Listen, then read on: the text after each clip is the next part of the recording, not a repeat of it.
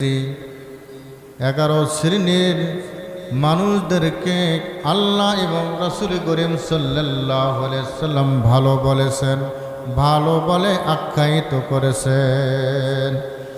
1 নম্বর, যারা কোরআন শেখে অন্যকে শিক্ষা দেয়। যারা কোরআনুল কারীম শিক্ষা গ্রহণ করে,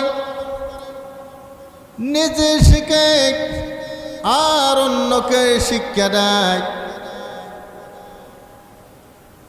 প্রিয় হাজিরিন, যারা কোরআনুল কারীম নিজে শেখে আর অন্যকে শিক্ষা দেয়, এই 11 শ্রেণীর মধ্যে 1 নম্বর শ্রেণী হলো যারা কোরআন নিজে শিখে অন্যকে শিক্ষা দেয়।